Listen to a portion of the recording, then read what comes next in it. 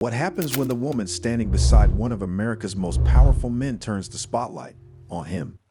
J.D. Vance thought his wife Usha would give a supportive, warm speech to kick off his big political moment.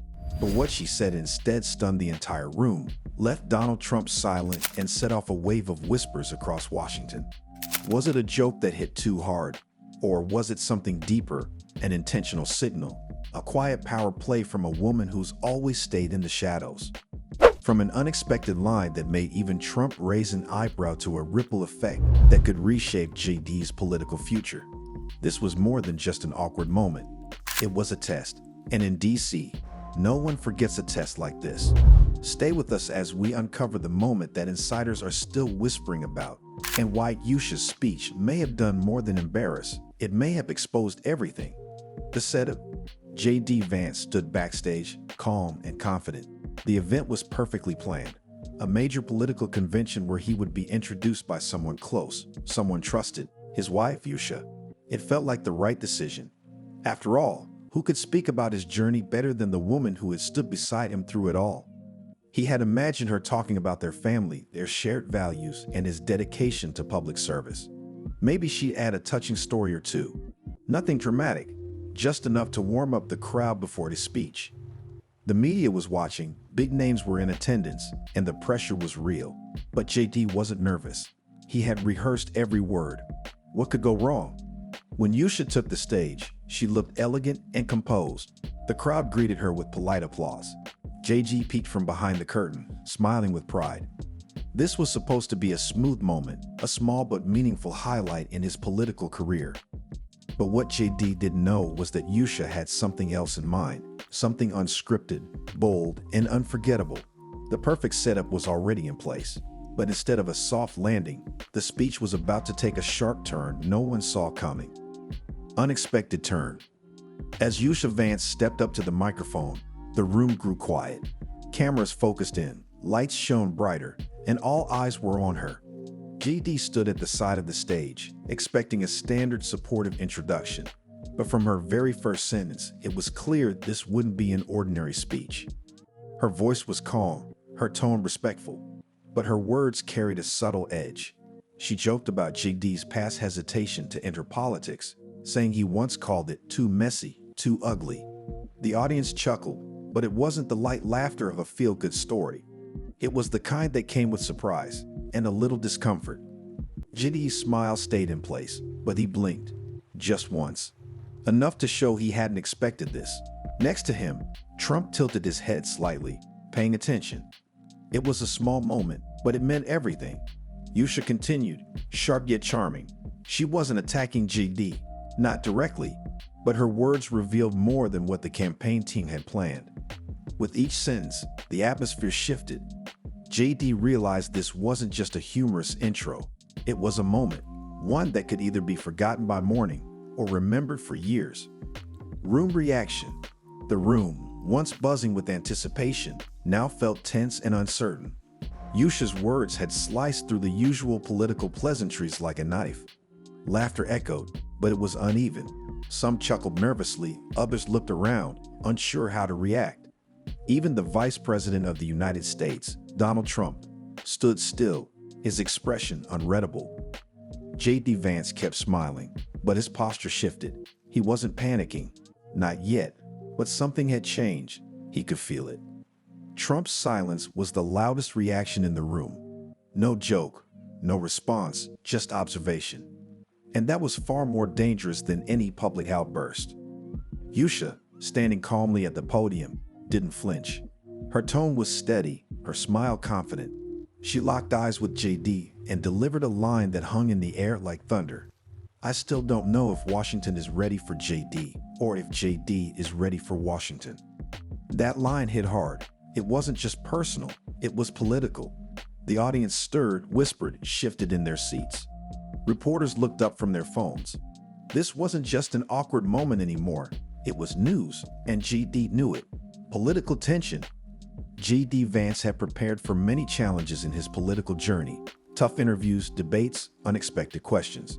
But nothing quite like this. As he stood beside Trump, watching his wife command the stage with pointed honesty, he realized something important. This moment couldn't be spun easily. It wasn't a misstep by a staffer or a misquoted tweet. It came from someone who knew him best. Each word Usha spoke was layered, wrapped in charm, but carrying weight. She talked about his transformation from a best-selling author to vice president, and then casually questioned if he was truly ready for the brutal world of Washington politics. The crowd laughed again, but it wasn't comforting. It was the kind of laughter that made people lean in closer, wondering what was really going on behind the scenes. Trump remained expressionless, but JD could feel the pressure. The room's energy had shifted. The applause was polite but lacked enthusiasm. JD knew how these moments worked in DC. They didn't explode right away. They lingered, they grew, and sometimes they came back when you least expected it, stronger than before. Trump's silence, Trump's reaction, or lack of it, was what rattled JD the most. He didn't laugh, didn't interrupt, didn't offer one of his usual off-the-cuff comments to break the tension. He simply watched, analyzing everything. JD had seen that look before, in debates, meetings, and interviews. It wasn't just silence, it was calculation. Usha's speech was still going smooth and composed. She smiled at the crowd, her voice clear and deliberate. JD is a quick learner, she said, though I do wonder if he misses being a best-selling author instead of, well, you know. The laughter that followed was louder this time, but not kinder. It was sharp, observant. Trump shifted slightly beside JD, not enough for most to notice, but JD noticed. That tiny movement said everything. Trump was filing this away. He was taking notes, and that was never a good sign. Usha might have meant her words as playful, but in Washington, intent didn't always matter. Perception did, and JD could feel the moment slipping out of his control, all under Trump's quiet gaze. Private fallout. As the event continued, JD Vance smiled for the cameras, shook hands, and pretended nothing had happened. But inside, he was spiraling. The tension from Usha's speech wasn't just public. It had cracked something personal.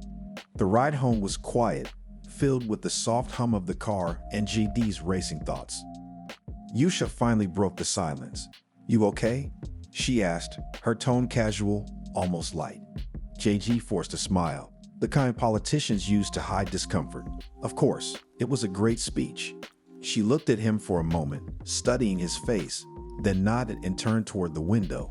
He didn't know if she realized the ripple she had caused, or if she had done it with full intention. Either way, the damage was done. In Washington, perception was everything, and tonight, she had changed his. Trump hadn't said much, just a smirk and a quiet comment. "She keeps you on your toes." But JD knew what that meant. It was a warning disguised as humor, a reminder that everything in politics comes with a cost, even from someone you trust the most. Second Lady. Usha Vance wasn't just JD's wife anymore. She was now the Second Lady of the United States. But unlike those who had come before her, she wasn't interested in just standing quietly in the background. Her speech made that clear, and so did her actions after the election. She had stepped away from a high-profile legal career to take on a new role. While it wasn't official or elected, it came with eyes, expectations, and media pressure. Her first major solo move was leading the U.S. delegation to the Special Olympics World Winter Games in Italy. It was a soft yet strategic entrance into the spotlight, one that gave her a platform without saying much. People began to notice. She was poised, educated, confident, with degrees from Yale and Cambridge, and a calm, unshakable presence. She'd also appeared beside First Lady Melania Trump at big events, though the true nature of their relationship remained unclear. Usha wasn't trying to be loud, but her silence, her posture, her rare public moments, they spoke volumes. She was building her own image, one that wasn't just tied to JD. And in doing so, she was redefining what it meant to be Second Lady in the Trump-Vance era. Hidden beliefs. Usha Vance's political stance remained one of Washington's biggest mysteries. Despite being the wife of the vice president, she rarely spoke about her own beliefs. Her background, as the daughter of Indian immigrants, a Yale-educated lawyer, and someone who once leaned Democrat, didn't quite align with the far-right circles she now stood beside. People began to ask, Who was she really? Was her silence strategic? Was she quietly agreeing with JD's positions, or simply choosing not to speak out? Even her old friends didn't seem to know. Some had expected her to push back against JD's rhetoric, only to be surprised when she stood on stage at the Republican National Convention in full support. Writers and commentators speculated endlessly. Was she simply adapting to her husband's world, or had she always shared his views, just never said them out loud? One thing was clear: Usha's silence was powerful. It gave her an air of mystery and made people project their own expectations onto her. But behind that calm presence was someone navigating a very complex space: race, marriage, media pressure, and the expectations of being a woman of color in conservative politics. Social media. Usha Vance had always prided himself on being authentic, especially online. Unlike many politicians who let staff handle their accounts, JD insisted on writing his own posts. "The good ones and the bad ones, I own them," he said proudly. But that unfiltered approach was becoming a problem. His social media presence, especially on the platform X, was bold, blunt, and often controversial. He regularly defended Trump, criticized opponents, and fired back at critics, sometimes with sarcasm, other times with insults. One post even called a user a dummy for questioning Trump's media policies. It got attention, but not the kind a vice president typically wants. Usha had warned him. She encouraged honesty, but urged caution.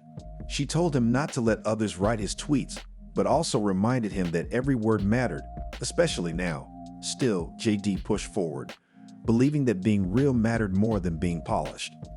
His post reached hundreds of thousands in minutes, but with that reach came scrutiny. Reporters, voters, and political allies began watching more closely. JD's voice was loud, but Usha's quiet concern hung in the background, reminding him that even one tweet could shift public perception overnight. Damage control. The moment Usha stepped off that stage, JD Vance knew he had a problem. Not a crisis, but something more dangerous: a lingering narrative. Her remarks, though wrapped in charm, had sparked conversations in backrooms, headlines in drafts, and whispers among allies. And now the spotlight was shifting in an uncomfortable direction.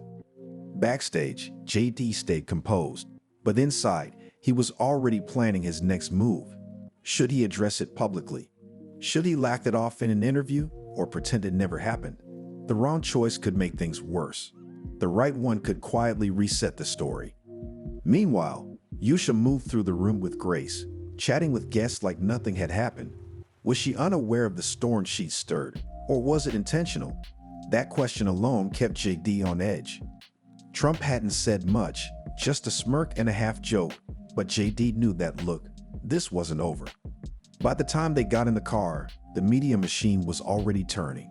JD smiled, waved, stayed polite. But behind that smile, his mind was racing. In Washington, stories like this don't disappear. They evolve, and if he didn't get ahead of it soon, it might define more than just one night. What started as a simple introduction ended in a political earthquake. Usha Vance may not have shouted, but her message echoed loudly in the halls of power. Whether it was a loving tease or a pointed warning, one thing is certain: Washington noticed, and it won't forget. Behind every powerful figure is a partner whose silence or voice can change everything. And Usha just proved how dangerous honesty can be when the world is watching. But if you thought this story was shocking, wait until you hear what happened to Andy Devine. In our next video, we reveal how the beloved actor died a bizarre and chilling death, stabbed through the roof of his mouth with a stick. Hit subscribe and don't miss Andy Devine was stabbed through roof of mouth with a stick and died a strange death.